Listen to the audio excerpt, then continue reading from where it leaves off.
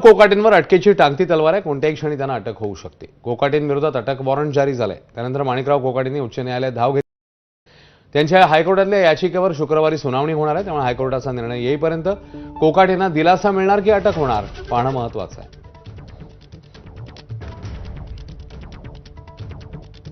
माणिकराव कोकाटे मंत्री यांच्या विरुद्ध अटकेचे आदेश पारित झालेले आहेत.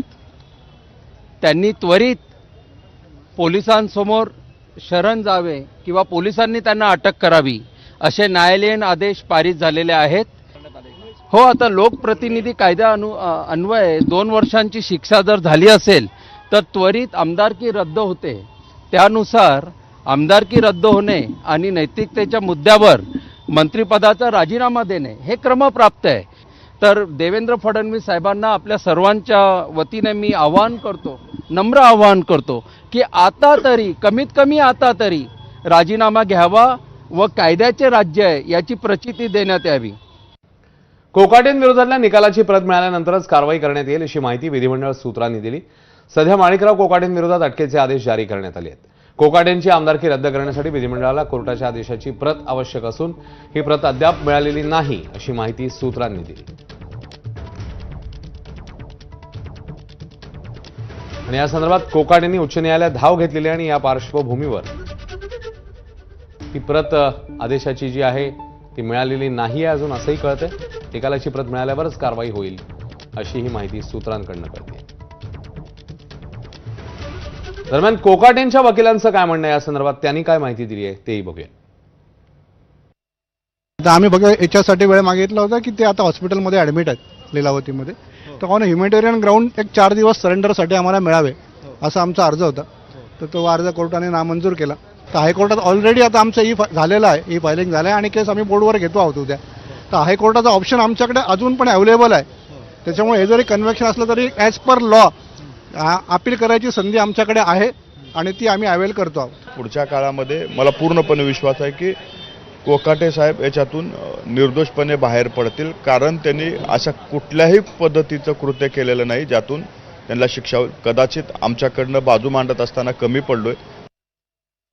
दरम्यान राष्ट्रवादी प्रदेशाध्यक्ष सुनील तटकरेंनी माणिकराव कोकाटेंचे प्रकरणच माहिती नसल्याची प्रतिक्रिया दिली आहे. संजय मुंडे संसदेमध्ये आलेले होते, त्यांनी काही लोकांच्या भेटीही घेतलेल्या आहेत अशी माहिती मिळते. आले होते, मी संसदेमध्ये होतो. माझी आणि त्यांची काय भेट झालेली नाही किंवा ते आल्याचं त्यांनी मला कळवलेलं सुद्धा नाही. त्यामुळे या विषयावरती मी अनभिज्ञ आहे. मी आज रात्री मुंबईला जाणार आहे. आज रात्री आणि उद्या या दोन्ही वेळेला माझ्या दादांची तालुक्यांची बैठक त्या ठिकाणी होईल आणि मग या संदर्भात जे काही निर्णय असतील पक्षांतर्गत ते त्या ठिकाणी घेतले. माणिकराव कोकाटेंना वॉरंट निघाला, तुम्ही कसं हे बघताय आणि ते लीलावतीमध्ये दाखल झालं. एक असं आहे की या संदर्भातला मी आत्ताच या ठिकाणी आले असल्यामुळे संसदेतून आले, मला माहिती नाही.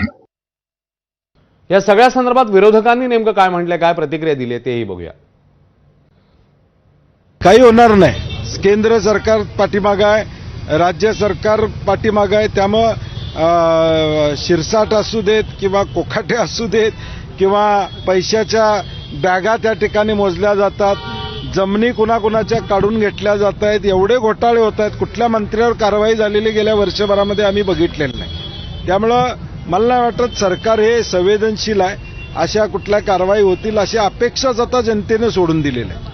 त्यांना अटक होऊ शकते या सरकारच्या इतक्या धडाधड विकेट पडत आहेत तरीही हे सरकार पारदर्शकतेचे ज्या पद्धतीने स्वतःची पाठ थोपटून घेत गुणगान करत आहे, मला वाटतं या सरकारला जरा एक मोठा आरसा प्रेझेंट घेऊन देण्याची गरज आहे. माणिकराव कोकाटे वरच्या कोर्टात नक्कीच जाऊ शकतील, दाद मागू शकतील, पण पहिल्या दिवशीपासून त्यांची आमदारकी आणि मंत्रीपद याचा त्यांना तातडीने डिस्क्वालिफिकेशन हे महाराष्ट्र सरकारतर्फे झालं पाहिजे. कोर्टाने निर्णय एका नेत्याच्या विरोधात दिलेला आहे आणि त्या नेत्याने सामान्य लोकांचा पैसा हा खाल्लेला आहे. त्यामुळे अध्यक्ष साहेब या बाबतीत काय करतात बघावं लागेल. पण आम्हा सगळ्यांना असं वाटतंय आजच्या आज त्यांचा राजीनामा हा घेतला गेला पाहिजे आणि जर नाही घेतला तर मग हे सरकार फक्त दाखवायसाठी स्वच्छ प्रतिमेचं आहे, पण खऱ्या अर्थाने हे कुठेही तिथं संविधान समजून घेणारं आणि पाळणारं नाही असं आपल्याला म्हणावं लागेल.